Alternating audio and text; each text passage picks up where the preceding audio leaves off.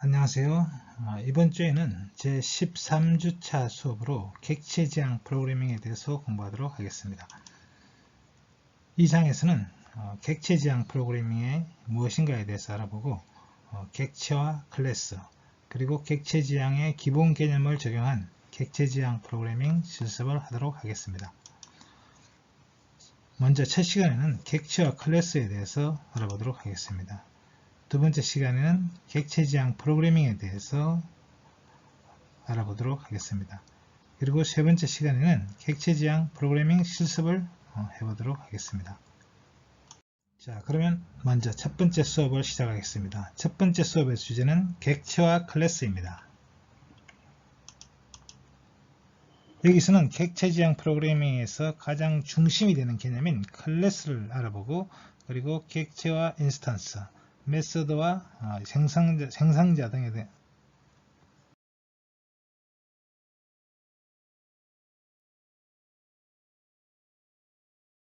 자, 그러면 먼저 객체란 무엇인가에 대해서 알아보겠습니다.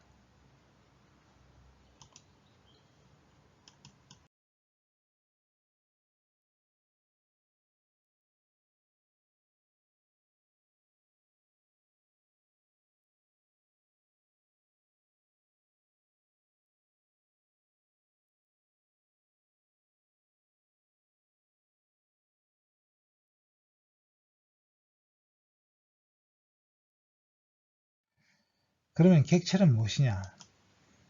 객체는 물건이라고 생각할 수 있겠습니다. 우리가 일상에서 사용하는 모든 물건이 객체가 될 수 있습니다. 대표적으로 자동차를 들 수 있는데요. 자, 자동차를 객체로 다룬다면 이 자동차는 여러가지 정적인 속성들을 가지고 있습니다. 예를 들면 이 자동차의 메이커, 또 모델, 색상, 연식, 가격, 엔진의 기통수 등등 이런 것들이 이제 속성이 되겠습니다. 자, 그리고 이 자동차는 또한 동작을 할 수 있죠. 시동을 걸고 가속을 하고 주행을 하고 주차하고 이런 동작들을 이제 우리는 액션이라고 하는데 이런 동작을 또 할 수 있습니다. 그래서 객체의 특성은 이제 이 속성과 동작 또는 이제 메소드라고도 부릅니다. 자, 그러면 파이썬에서 이제 프로그래밍을 할 때 어떤 객체를 설정하고 이 객체의 속성과 동작을 어떻게 지정하느냐. 파이썬뿐만 아니라 모든 프로그래밍 언어가 그렇습니다만 속성을 지정하는 방법은 변수로 지정하는 겁니다. 그래서 객체를 오브젝트라고 하는데 그리고 이제 객체와 이 속성 사이에는 이제 피리어드를 넣어서 구분합니다. 그래서 어떤 객체의 속도, 속력, 색상, 메이커 이런 식으로 이제 변수로서 지정할 수가 있고요. 또 동작은 이제 하나의 함수로 이제 보통 구현이 되는데요. 드라이버라는 이제 기능, 운전이라는 기능에 대해서 하나의 함수로 구현하고 또 파킹에 대해서 또 구현하고 이런 식으로 이제 프로그래밍 언어에서는 속성은 변수와 그리고 동작은 함수로 이제 이렇게 표현하게 되겠습니다. 자, 그러면 객체의 예를 한번 들어보겠습니다. 우리는 이미 터틀 그래픽을 많이 해왔는데요. 이 터틀 그래픽에서 이 대문자 터틀이라고 하는 것이 객체를 만들어내는 클래스라는 것입니다. 그래서 이 터틀을 T1으로 이렇게 받아줬는데요.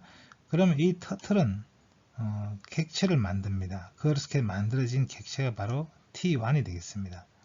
자, 그러면 만약에 터틀을 또 한 번 더 실행을 하고 T2라고 하면 이 T2도 또 하나의 객체가 됩니다. 자, 이런 식으로 우리는 객체를 계속 이미 만들어 왔습니다. 그래서 우리는 이제 앞으로 이런 객체를 만들 수 있는 이런 터틀이라는 클래스를 이제 우리가 어떻게 만드는지를 배우게 되겠습니다.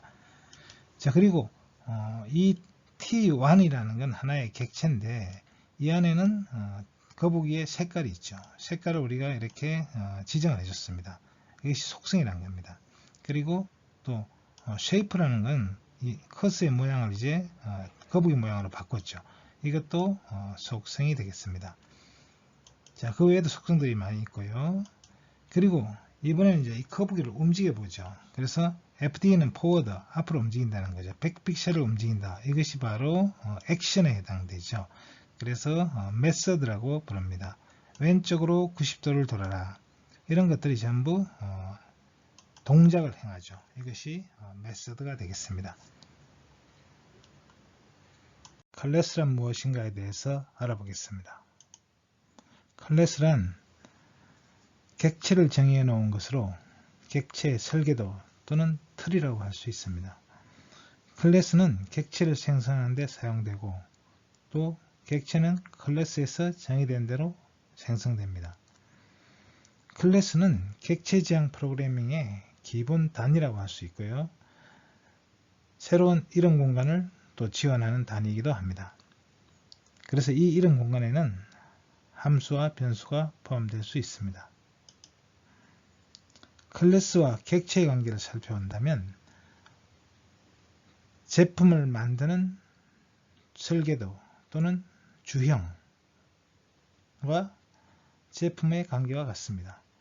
클래스가 제품을 찍어내는 설계도 또는 틀이라고 한다면 객체는 틀에서 만들어져 나오는 제품이라고 할 수 있습니다.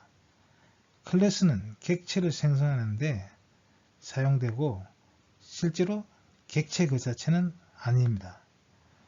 클래스는 한 번만 잘 만들어 놓으면 객체는 클래스로부터 계속 만들어낼 수 있습니다.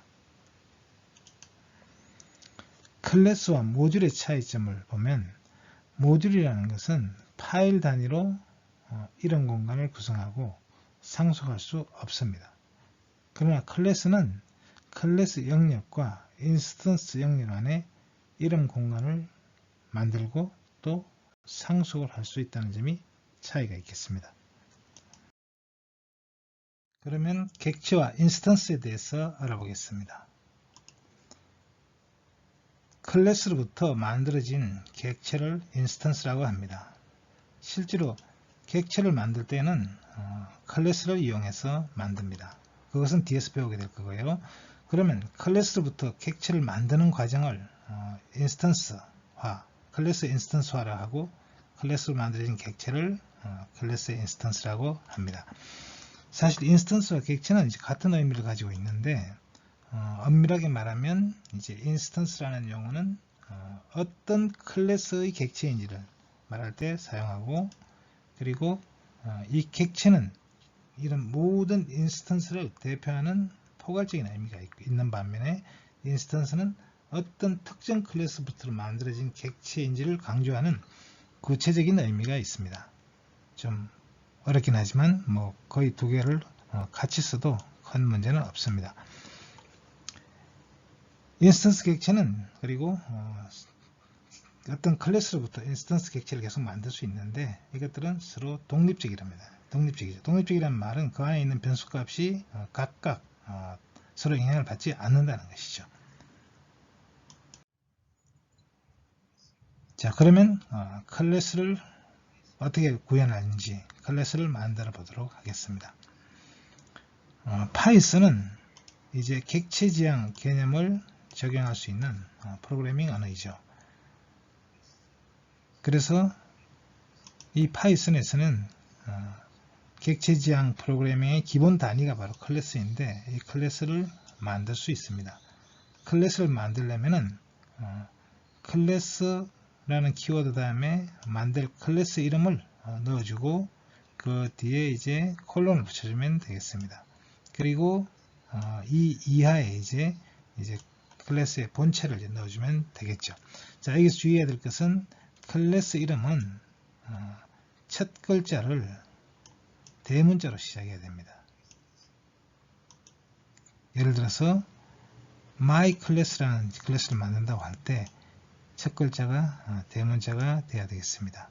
그리고 이것이 이제 클래스 내부가 되겠는데 패스라고 썼을 때는 지금은 이제 아직 구현되지 않았다. 빈 클래스라는 것을 의미하겠습니다. 지나간다는 의미가 되니까요. 자, 그러면 클래스와 이름 공간에서 알아보죠. 결국 클래스를 만든다는 것은 하나의 별도의 이런 공간을 만드는 것입니다. 예를 들어서 클래스 A를 이제 만들고 CLA 그리고 클래스 A 안에 A의 어떤 변수 이제 1이라는 값을 이제 변수를 넣어놨다고 하죠. 그러면 클래스 A의 CLA의 A라는 변수 값을 알고 싶으면 이렇게 입력을 하면 되겠습니다. 그러면 이제 여기서 클래스가 이게 지금 클래스니까 우리가 이제 dir을 이용해서 이 목록을 볼 수 있습니다. 그래서 이 목록을 쭉 보면 이 안에 이제 변수가 추가됐으니까 이것이 이런 공간 안에 A라는 게 변수가 새로 추가된 걸 확인할 수 있습니다. 자, 이번에는 CLA.B를 이제 새로운 변수 B를 도입을 했죠. 그런 새로운 이름이 형성이 되고, 그리고 여기 dir을 해보면 이 안에 새로운 변수가 추가되어 있다는 걸 확인할 수가 있습니다. 그러니까 클래스를 만드는 건 이제 하나의 이름 공간, 별도의 이제 클래스 이름으로 공간을 만드는 것이고, 거기에 변수를 이제 넣는다는 것은 그 안에 이제 이름 공간 안에 변수를 이제 설정하는 것이 되겠습니다.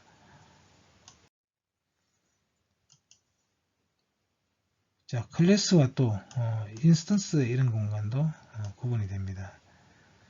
그래서 클래스 CLA에 A라는 변수가 있는데, 자, 여기서 CLA로부터 이제 X라는 인스턴스 객체를 만들었다고 하죠. 그럼 이 X는 이 CLA 안에 있는 A라는 변수를 갖습니다. 그래서 X.A는 이제 기본적으로 1이라고 설정이 되어 있죠. 자, 근데 여기서 X.A를 10으로 바꿨다고 합시다. 그러면 당연히 X.A는 10으로 바뀌어 있겠죠. 그러나 원래 이제 클래스 안에 있는 CLA.A는 바뀌지 않습니다. 그러니까 X라는 변수와 이제 X라는 그러니까 이제 객체 A 변수 속성과 그리고 클래스 자체의 이제 변수 A는 다른 변수로 이제 구분된다는 것이죠. 클래스는 다양한 멤버로 구성이 됩니다. 메소드, 프로퍼티 속성이요. 그리고 변수, 그리고 초기자, 소멸자 등으로 구성이 됩니다.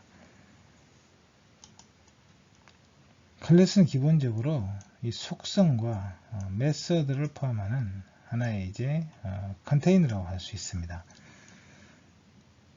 그래서 파이썬에서 이 클래스는 이 속성과 메소드를 갖는 이제 하나의 논리적인 단위이지만 파이썬은 이제 다른 언어와 달리 동적 언어입니다. 그래서 새로운 속성을 실행 중에 추가할 수 있는 이런 장점이 있습니다. 자, 그러면 메소드에 대해서 알아보겠습니다. 메소드란 객체 지향 언어에서 클래스의 어떤 행위를 표현하는 동작을 표현하는 것입니다. 결국 클래스 안에 있는 함수라고 생각할 수 있습니다. 자, 그런데 이 메소드라는 용어는 자바에서 온 그런 언어입니다. 그 용어입니다. C++에서는 이것을 멤버 함수라고 부릅니다. 메소드의 종류는 인스턴스 메소드, 클래스 메소드, 정적 메소드 이런 것들이 있습니다. 자, 우리가 흔히 쓰는 메소드는 이제 인스턴스 메소드인데요. 이 인스턴스 메소드는 여러 파라미터를 가질 수 있습니다. 그런데 주의해야 될 것이 이 첫 번째 파라미터는 항상 셀프가 되어야 된다는 것입니다.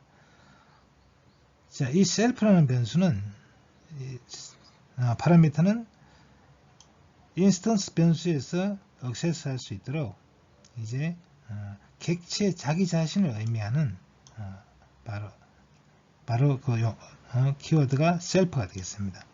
그러니까 셀프란 파라미터는 자기 자신을 지칭하는 파라미터라는 것이죠. 다른 객체 지향 언어에서는 내부적으로 셀프라는 키워드 파라미터를 전달하긴 합니다만 이렇게 이제 인수로 명시하지는 않는데 파이썬은 셀프라고 명시를 하고 있습니다. 클래스 안에는 두 가지 변수가 있을 수 있습니다. 하나는 클래스 변수이고 다른 하나는 인스턴스 변수입니다. 자, 그러면 인스턴스 변수란 클래스 안에 공간이 이제 할당되어 있지 않습니다. 인스턴스를 생성했을 때 그때 이제 공간이 할당되는 그런 변수가 되겠고요. 그리고 인스턴스가 만들어질 때마다 별도로 존재하기 때문에 서로 독립적이 되겠습니다. 그리고 클래스 내부에서 이 변수를 참조할 때는 액세스할 때는 셀프, 아까 앞에서 불렀던 자기 자신이죠. 셀프.점 변수명으로 액세스를 해야 됩니다. 그리고 이 클래스 바깥에서 접근할 때는 이제 이 객체 변수, 사실 인스턴스 변수라고 해야 되는데, 인스턴스 변수 객체를 만들 때 그때 그 변수 받아주는 변수 있죠. 그것이 여기 객체 변수라고 했지만 사실은 인스턴스 변수가 좀 더 맞는 말입니다. 그리고 이 안에 있는 또 다른 인스턴스 변수가 있으니까 또 헷갈릴 텐데, 이것은 이제 객체 안에 있는 인스턴스 변수이고, 이것은 그 인스턴스 자체를 가리키는 변수가 되겠습니다. 자, 그리고 클래스 변수는 이제 이 클래스 안에서 정의할 때 클래스 내의 이 메서드 바깥에 있는 변수입니다. 그러니까 메서드 안에 있는 변수가 아니라 클래스를 정의할 때 이제 클래스 안에 있는 변수이고 메서드 바깥에 있는 변수죠. 자, 이 변수는 클래스 안에 공간이 할당이 됩니다. 그래서 이 클래스를 사용하는 모든 인스턴스들에게 공용으로 사용될 수가 있습니다. 일종의 이제 전역 변수와 같은 것입니다. 클래스에서 내에서 통하는 공용 변수가 되겠습니다. 자, 그리고 이 클래스 변수에 접근할 때는 클래스 이름, 변수명 이렇게 접근할 수 있습니다. 이것은 클래스 안에서나 클래스 바깥에서나 동일합니다. 그러면 인스턴스 변수와 클래스 변수를 사용하는 실습을 해보도록 하겠습니다. 자, 먼저 클래스를 정의하죠. A 클래스라는 클래스를 지금 정의하고 있고, 이 안에 변수 두 개를 집어넣었습니다. 다 초기화시키고 0으로 초기화시켰습니다. 그리고 함수가 이제 print라는 함수가 있는데, 이 함수는 이제 이 A라는 변수에 10을 증가시키고 B라는 변수는 100을 시킨 다음에 그 다음에 프린트문으로 이제 이 값들을 각각 출력을 하도록 하고 있습니다. 자, 그러면 여기서 아까 이야기했듯이 이것이 인스턴스 메소드죠. 그래서 이 인스턴스 메소드에서 셀프, 자기 자신을 이제 파라미터로 지금 가지고 있습니다. 그리고 이 자기 자신의 변수 A와 B가 있는데, 자기 자신을 지칭할 때는 이제 셀프를 씁니다. 그래서 셀프 A라고 해야 됩니다. 그래서 셀프 A 플러스는 10, 셀프 A를 10으로 증가시켰다는 거죠. 이 셀프를 붙이지 않으면 이 경우에 오류가 생깁니다. 이 경우. 자, 그리고 B는 이제 클래스 변수라고 정의했는데, 사실은 여기 이것만 보고는 이것이 인스턴스 변수인지 클래스 변수인지 알 수 없습니다. 무엇을 보고 아느냐면 이 앞에 붙어 있는 이제 객체가 뭐냐, 셀프냐, 아니면 이 클래스 이름이냐. 자, 이 클래스 이름이 이렇게 붙었으면 이것은 클래스 변수가 되겠습니다. 적어도 모든 이 클래스를 사용하는 모든 객체들, 인스턴스들에게 다 통용되는 변수가 되겠습니다. 일종의 클래스 전체에 통용되는 전역 변수라고 할 수 있습니다. 자, 그러면 실제로 한번 이 클래스를 이용을 해서 인스턴스를 만들어 보겠습니다. 먼저 인스턴스 X를 만들었는데, 이 클래스 이름이 A 클래스니까 A 클래스로 이제 받아줬죠. 그래서 이것이 인스턴스 변수가 되겠고요. 자, 이것을 뭐 객체라고도 또 부를 수 있습니다. 자, 그러면 이제 이것을 이렇게 클래스를 가지고 인스턴스화 한 거죠. 그리고 이 인스턴스는 그러면 이 안에 있는 클래스에 있는 이 변수나 함수를 다 참조할 수 있습니다. 그래서 x.pr이라고 했죠. 그러니까 프린트를 시켰습니다. 이 함수를 이제 실행한 거죠. 그러면 이 함수가 실행이 됩니다. 쭉 실행이 되니까 어떻게 될까요? a는 0이었는데 근데 여기서 a를 10을 증가시켰어요. 그러면 a는 10이 되겠죠. 그리고 b는 어떻게 될까요? b도 100을 증가시키고 b는 100이 되겠죠. 그래서 이렇게 여기서 뭐라고 했냐면 인스턴스 변수 a와 클래스 변수 b를 출력하겠어요. 그래서 이것이 나온 겁니다. 바로 여기서 이 결과가 나온 거예요. 그래서 인스턴스 변수는 10이 됐고 클래스 변수는 100이 됐습니다. 자, 그리고 나서 어떻게 했죠? 그 다음에 뭐라고 했냐면 x.a와 a 클래스.b를 출력하라고 했어요. 그랬더니 자, 이건 튜플로 이제 출력이 됐죠. 10배. 결과가 똑같아요. 이거나 같죠. 즉 다시 말해서 우리가 이제 이 클래스를 이용해서 객체를 만들었어요. 그리고 이 객체 안에 있는 이 함수를 이용해서 우리는 출력을 했습니다. 그 결과가 이거예요. 그런데 이거는 뭐죠? 이것은 이제 이 클래스 바깥에서 x.a 값을 출력하는 거죠. x.a는 뭘까요? 바로 이 a인데 이 값이 여기서 증가했잖아요. 그래서 10으로 나왔습니다. 그리고 이번에는 a 클래스.b라는 변수, 바로 이 변수가 되겠죠. 이 변수가 바로 a 클래스.b, 이거는 이제 클래스 변수죠. 그 값을 출력했습니다. 그래서 이것은 함수 바깥에서, 클래스 바깥에서 이 값들을 참조할 수 있다는 걸 보여주고요. 그리고 이 print라는 이 함수는 이 클래스 내에 있는 함수를 불러서 실행한 것입니다. 자, 그러면 이번에는 또 다른 인스턴스 변수 a를 만들어 보도록 하겠습니다. 여기서 인스턴스 변수를 이제 한번 바꿔 보겠습니다. x.a를 1을 증가시켰어요. 그리고 프린트를 시켰죠. 그랬더니 어떻게 될까요? x가 지금 10인데 1을 증가시키니까 11이 되겠죠. 그리고 프린트 함수로 실행했어요. 근데 프린트 함수에서는 다시 이 a 값을 이제 증가시킵니다. 증가시키기 때문에 이것이 10을 증가 21이 된 거죠. 그리고 이제 그걸 여기서 프린트 하라고 했으니까 여기서 프린트 했죠. 그리고 이것도 100이 증가해서 200이 됐습니다. 자, 그러면 그 다음에 여기서 이렇게 증가했다는 이야기입니다. 그 다음에 이번에는 인스턴스 y를 지금 만들었어요. 그러니까 a 클래스에 이제 인스턴스 y를 만들었죠. 그리고 y.pr을 시켰습니다. 이제 이 클래스 y는 x하고 상관이 없습니다. 새로운 객체가 이제 만들어진 거죠. 자, 그러면 결과를 보시죠. 인스턴스 변수는 10이 됐습니다. 그러니까 여기와 똑같은 결과가 나왔죠. 그런데 이 클래스 변수는 300이 됐어요. 왜 클래스 변수는 300이 됐느냐? 이 인스턴스 변수는 독립적입니다.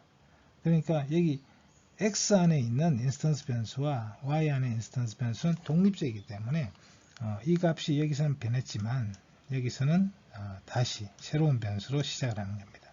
그래서 여기는 그냥 10으로 나와 있고, 그렇지만 클래스 변수는 인스턴스 y든 인스턴스 x든 다 같은 a 클래스에 들어가요. 이 클래스 변수는 이제 계속 기억이 되고 있는 거예요. 그래서 200 상태에서 하나가 100이 증가한 300이 된 것입니다.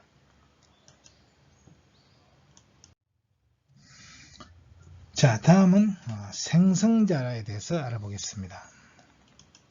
자, 객체 지향 언어에서 이 생성자라는 것은 객체를 만들 때 자동으로 호출하는 그런 함수, 메서드입니다.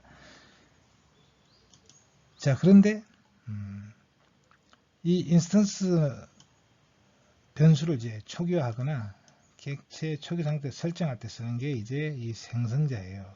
이것은 생성자는 이제 construct라고 부르는데 이 용어는 사실은 자바에서 쓰는 용어입니다. 그리고 C++나 C샵에서도 이것을 생성자라고 부릅니다. 근데 파이썬에서는 이것을 생성자라고 부르지 않고 initializer, 즉 초기자라고 이렇게 부르고 있습니다. 그 이유는 사실은 이 초기자가 초기화를 시키는 거죠. 그런데 생성자와는 내부적으로 조금 기능이 다르게 구현됩니다. 그래서 똑같지는 않습니다.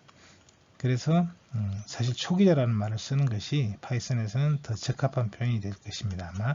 그러나 많은 언어들이 이것을 생성자라고 쓰기 때문에 그냥 생성자라고 부르도록 하겠습니다.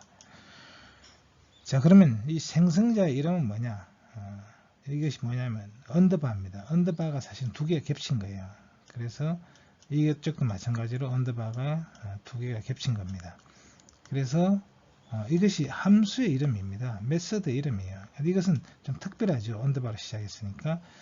이런 것들은 이제 파이썬에서 내부적으로 이제 쓰는 함수들에게 붙여지는 거예요. 그러니까 우리가 일반 프로그램을 짜면서 이런 이제 언더바를 두 개 쓰거나 이런 것들은 적합하지 않습니다. 그러나 이제 이렇게 해주는 이유는 이제 프로그래머들이 이렇게 쓰는 경우는 드물 없을 거라고 보고 이제 이렇게 특별한 용도로 사용하고 있는 겁니다. 자, 그래서 파이썬에서 두 개의 밑줄로 시작하는 이 레이블은 특별한 의미가 있다. 자, 그러면 생성자의 유형을 보겠습니다.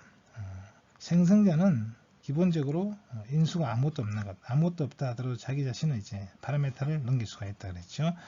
자, 이런 생성자가 이제 기본적인 생성자가 되겠고, 자, 인수를 정해주는 경우가 있어요. 인수 1, 인수 2, 이렇게 인수 목록이 쭉 따라갈 수 있습니다. 이렇게 매개 변수가 있는 생성자 두 가지로 나눠볼 수가 있겠습니다. 자, 파이썬은 다른 객체 지향 언어하고 좀 다릅니다. 그래서 물론 이제 객체 지향 언어들이 용어도 다르고 좀 개념도 조금씩 다릅니다. 근데 파이썬의 경우는 이제 객체 지향 개념이 이제 좀 더 일반적인 경우가 사실은 자바라고 할 수 있고요. 그리고 C의 경우, C++의 경우에는 좀 C 언어와의 항상 호환성 때문에 객체 지향 개념을 구현하면서 여러 가지 구석이 좀 많아요. 그러다 보니까 좀 지나치게 이제 객체 지향 개념이 좀 복잡해지는 그런 경향이 있는 것 같고요. 그리고 이 파이썬은 이제 이런 객체 지향 언어의 원조라고 할 수 있는 이제 스몰 토크라는 언어에서 이제 더 충실한 그런 언어고, 그래서 이제 이런 좀 순수 객체 지향 언어다 이렇게도 부르고 있습니다. 자, 그럼 파이썬에서는 다른 언어에 없는 특징 중에 하나가 접근 제한자가 없다는 것입니다. 보통 객체 지향 언어에는 여러 가지 이제 접근을 제한하는 이런 접근 제한자들이 있습니다. 그것이 이제 public, private, protected 이런 이제 접근 제한자가 있는데 파이썬에서는 이런 접근 제한자를 사용하지 않습니다. 그래서 기본적으로 파이썬의 클래스는 모든 것 멤버가 public이다 이렇게 말할 수 있습니다. 자, 우리는 이제 이것들은 참고로 알아두시고 여기 관심 있는 사람들은 좀 더 자세히 알아보시기 바랍니다. 자, 그러면 실제로 클래스를 만드는 예를 해보겠습니다. 자, 여기서는 뱅크라는 클래스를 하나 만들고요. 이 뱅크 안에 total이라는 변수가 있고 그걸 0으로 설정했습니다. 그리고 이 클래스 안에 이제 함수를 하나 만들었죠. 이게 이제 메서드가 되겠습니다. save라는 메서드를 정의를 했어요. 그래서 이 메서드는 토탈 값을 이제 계속 합해주는 거죠. num이라는 값을 넣어주면 저금통입니다. 그 save라는 함수에 num이라는 값을 넣어서 save하면 그 값을 토탈에 계속 합해주는 그런 함수가 되겠습니다. 그리고 일단 새로운 돈이 들어오면 그것을 토탈로 이제 리턴 반환하는 그런 함수가 되겠습니다. 자, 그렇다면 여기에 이제 우리가 뱅크라는 클래스를 이용해서 그 인스턴스 레드를 만들었습니다. 그리고 레드.total을 찍어보면 이제 토탈이 레드.total을 이제 100으로 설정해 준 거죠. 100으로 이렇게 바꿔주면 레드.total을 출력해보면 100이 나오겠죠. 자, 이번에는 이제 블루를 이제 인스턴스 객체 블루를 만들었어요. 똑같은 방법으로. 그리고 이번엔 1000을 넣었습니다. 그래서 레드.total과 블루.total은 서로 구분이 되는 걸 확인할 수 있습니다. 자, 그래서 이제 이 레드와 블루는 이제 이 토탈이라는 변수를 이제 서로 구분해서 가지고 있다는 걸 알 수가 있죠. 자, 근데 문제는 이제 우리가 save라는 함수를 이제 쓰고 싶어요. 그래서 블루라는 저금통에 100원을 이제 넣었습니다. 그런데 에러가 났어요. 그러니까 이거는 이제 뭔가 이제 이런 방법으로 쓰면 될 것 같은데 안 된다는 것이죠. 자, 그 이유는 뭐냐면 이 save라는 함수는 원 포지셔널 아규먼트, 그러니까 하나의 인수만을 받았다는 거죠. 그런데 두 개가 주어졌다, 이렇게 이야기하고 있어요. 이 말의 의미가 뭐냐면 이 save라는 이 함수는 이제 두 개를 받아야 되는데 여기서 하나밖에 왜 안 주느냐, 이런 이야기거든요. 근데 여기 보면 분명히 하나밖에 없는데 왜 두 개를 달라고 하나, 이렇게 생각할 수 있죠. 자, 그래서 이거 사실은 이제 수정을 해야 되는데 그래야만 들어갑니다. 그래서 여기서 변수를 사실은 두 개를 이제 설정을 해줘야 돼요. 그래서 이 self라는 변수 하나를 이제 더 추가를 해줘야 됩니다. 여기서는 이제 문제가 없는데 100억만 넘겼는데 사실 이쪽에서 두 개를 받는다는 거예요. 왜 두 개를 받느냐? 그것은 바로 이 객체의 이름, 이 객체의 이름 자체가 이제 self로 해서 넘어가요. 그러니까 100도 넘어갈 뿐만 아니라 내부적으로 이 객체 이름도 같이 넘긴다는 거죠. 근데 여기서는 받아주질 않으니까 그것이 에러가 난 거죠. 근데 이제 내부적으로 이 객체에서는 이런 방법으로 객체 이름과 인수값을 넘겨주고 있습니다. 그래서 이 함수를 정의할 때, 이 메서드를 정의할 때 반드시 셀프를 추가를 해줘야만 오류가 생기지 않습니다. 자, 그럼 이 셀프는 뭐냐? 자기 자신을 지칭하는 거예요. 그러니까 토탈은 토탈 플러스는 num이라고 지금 되어 있죠. 그래서 이렇게 계산해야 되는데 이 토탈이 바로 자기 자신의 토탈이죠. 그래서 뭐 self.total 이렇게 이제 써야 되겠습니다. 그리고 반환할 때도 self total이 돼야 되고, 물론 이것도 self total이 돼야 되겠죠. 그러면 이제 코드를 저렇게 수정했을 때 어떻게 되는가 보겠습니다. 레드뱅크 문제가 없고요. 레드세이브백 문제없이 들어가고 있습니다. 자, 이번엔 푸른 통장, 푸른 저금통, 블루 세이브 1000, 그래서 역시 1000이 리턴돼서 왔습니다. 자, 레드.save에 다시 100을 더 추가했어요. 원래 100원이 있었는데 여기다 100원을 더 추가하니까 200원이 토탈이 리턴이 됐죠. 그리고 블루에도 1000원을 더 했으니 2000원이 됐습니다. 그래서 이게 각각 독립적으로 실행된다는 걸 알 수 있습니다. 그래서 우리는 이제 클래스를 하나 잘 만들었습니다. 자, 그래서 다시 이걸 정리를 해보면 결국 객체를 통해서 클래스의 메서드를 호출하게 되면, 클래스 메서드죠, 세이버. 그래서 이것은 이제 객체를 통해서 호출을 했는데 이 100은 넘어가지만 또 하나는 이 객체 이름이 넘어가야 된다. 그래서 그 이름을 받아주기 위해서 함수를 정의할 때 이제 자기 자신을 지칭하는 self라는 변수를 추가를 해줘야 된다는 것입니다. 자, 클래스를 그래서 정의하는 형식이 되겠는데요. 그래서 클래스를 정의할 때 처음에 이제 초기화할 때 우리가 토탈은 0이라고 이렇게 설정했잖아요. 근데 이 부분은 클래스를 정의할 때 자동적으로 실행되게 하고 싶으면 이제 언더바 두 개에다가 init 언더바 두 개 셀프 이렇게 정의해주면 이것은 생성자라고 부르는 것인데요. 자동적으로 클래스가 만들어질 때 실행이 되도록 됩니다. 그래서 이제 0으로 이제 세팅이 되죠. 자, 이것을 객체 지향에서는, 객체지향 프로그래밍에서는 생성자라고 부릅니다. 자, 그리고 save 함수가 이렇게 메서드가 되겠죠. 정의가 되겠습니다. 그래서 이제 토탈은 그냥 토탈이 아니라 셀프 토탈로 다 이제 바뀌었습니다. 자, 이 생성자도 인수를 이제 셀프를 기본적으로 넣어줘야 되겠습니다. 자, 그러면 생성자는 이제 보통 우리가 객체를 만들 때 초기화 시키는 그런 역할을 합니다.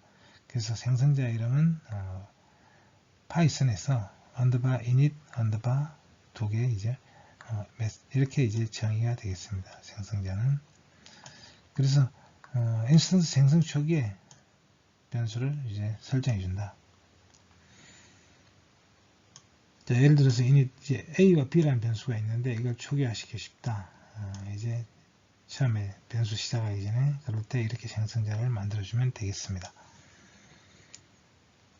자, 이렇게 만들어주면 인스턴스가 만들 때 이걸 호출하지 않아도 자동 호출이 됩니다. 다른 함수는 호출을 해야 돼요. 그러나 이렇게 생성자로 만들어주면 자동 호출이 돼서 자동적으로 설정이 되겠습니다.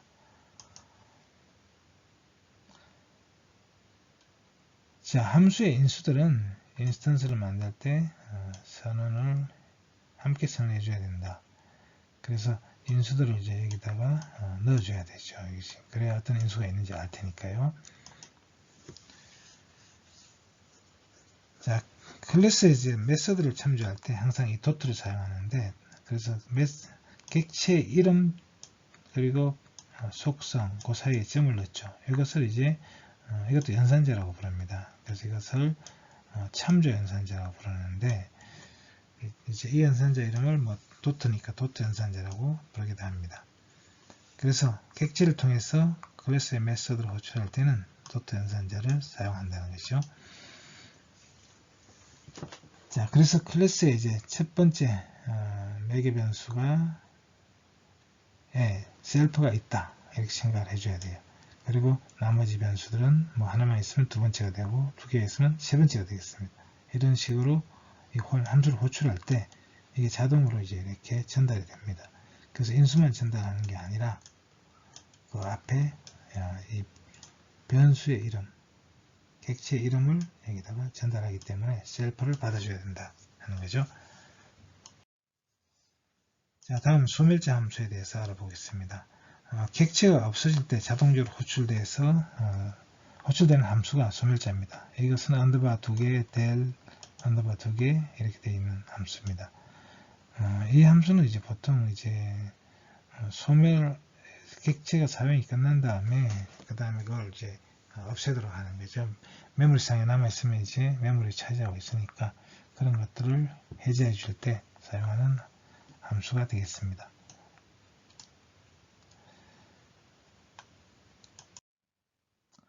자, 그러면 이제 이 클래스를 우리가 이제 세이브하는 것만 있었는데 이번에는 거기서 인출하는 기능을 추가하도록 해보겠습니다. 자, 클래스가 아까 이제 init 함수 생성자에 있고요. 그 다음 save 함수 아까 정의했죠.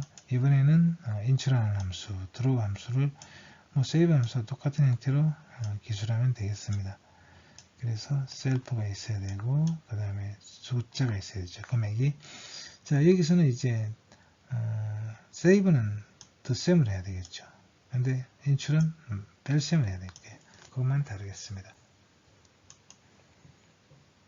자, 그러면 여기서 이제 픽이 이제 돼지저금통을 이제 만들었어요. 이렇게. 그리고 이 픽에다가 100원을 넣었습니다.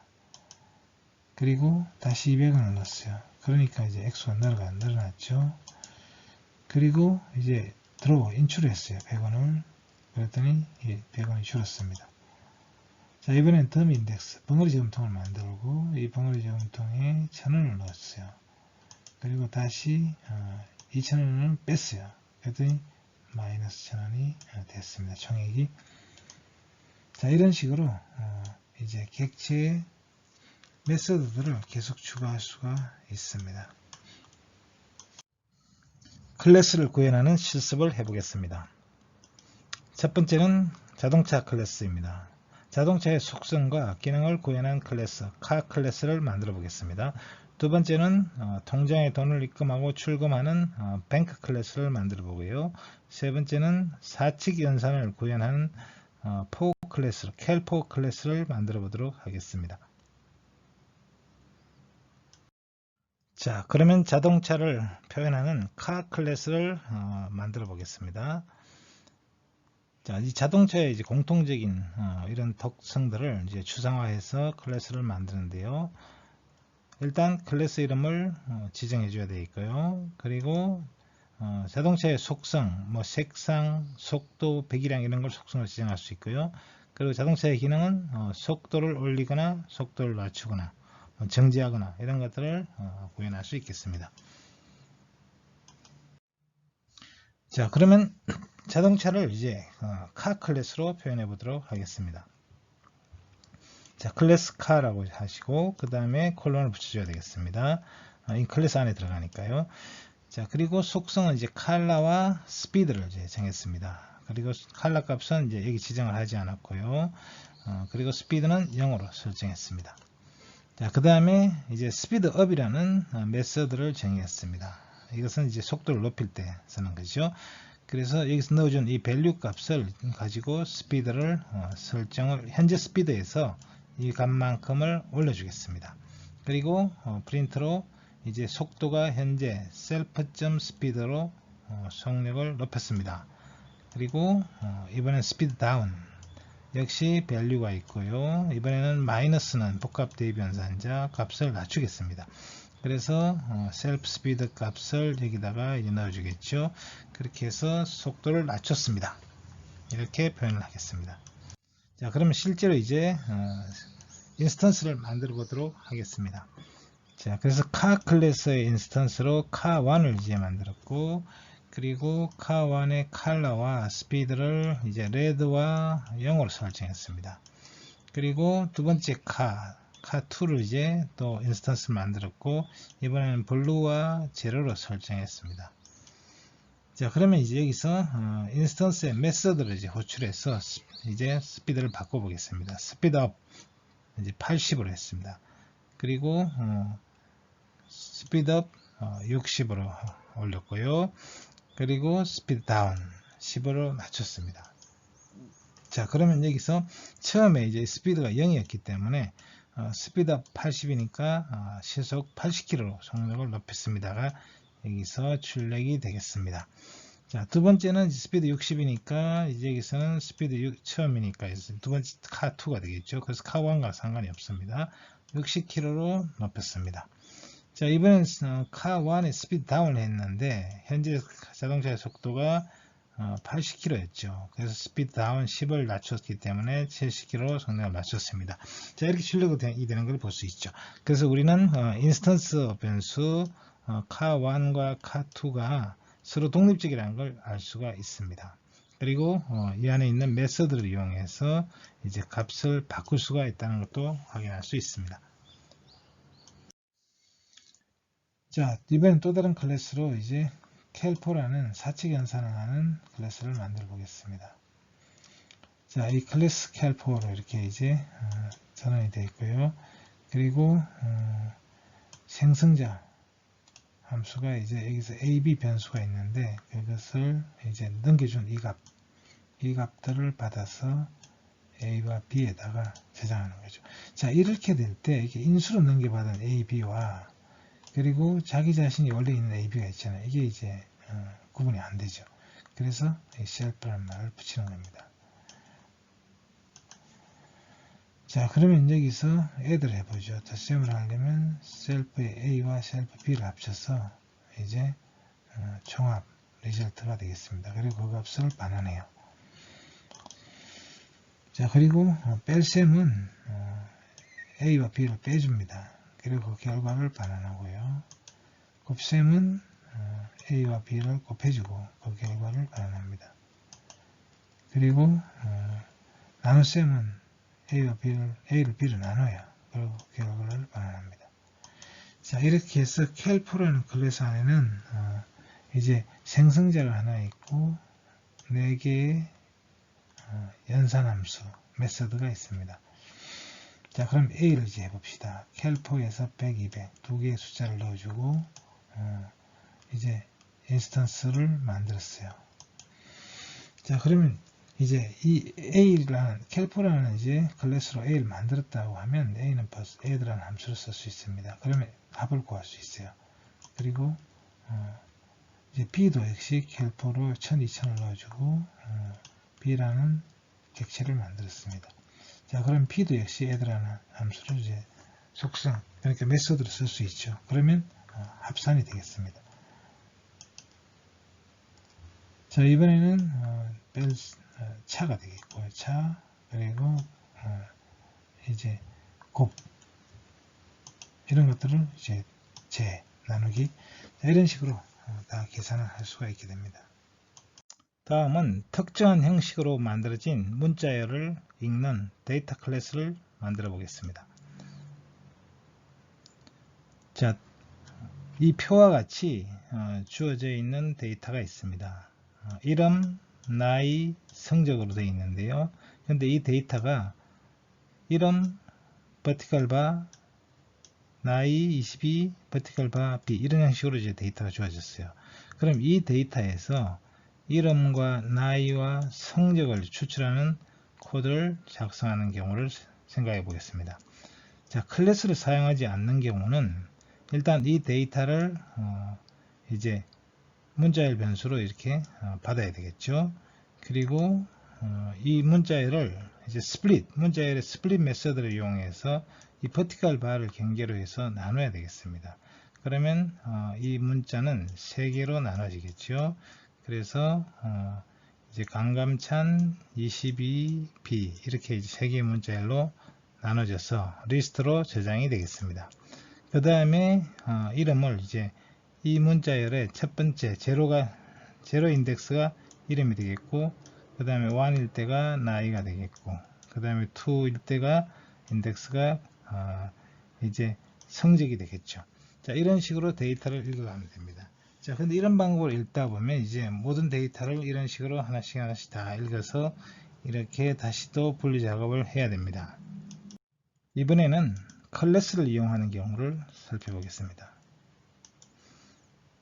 자, 먼저 데이터라는 클래스를 이제 만들고요. 여기서 생성자 함수에서 data.split 하면서 vertical bar을 일단 데이터를 스플릿 합니다. 그래서 tmp로 이제 넣어주고, 그 다음 pmp0를 self.name 1을 나이 2는 grade로 이렇게 입력을 시켜줍니다. 자, 그렇게 되면 우리는 이제 이 데이터를 일단 첫 번째 데이터를 가져와서 이 변수를 이제 a라고 이렇게 객체를 만들어주면 이 객체에서 바로 a.name을 하면 이름이 나옵니다. 그리고 a.grade를 하면 b가 성적이 나오고 a.age 하면 나이가 나오겠습니다. 자, 이 경우는 이제 우리는 그냥 이 데이터를 읽으면서 클래스를 받아들이면, 이 데이터 클래스를 그냥 이용해 버리면 바로 우리는 여기서 이 데이터들을 한꺼번에 분리해서 받아들일 수가 있게 되는 거죠. 그래서 굉장히 편리하게 되겠습니다. 그래서 클래스를 쓰면은 기존에 이제 클래스 없이도 우리는 프로그래밍을 할 수 있지만, 그러나 클래스를 쓰게 되면 훨씬 편리하게 그리고 간단하게 문제를 해결할 수 있는 경우가 많이 있습니다. 특히 이제 반복 작업을 해야 될 경우에는 클래스가 아주 유용하겠습니다.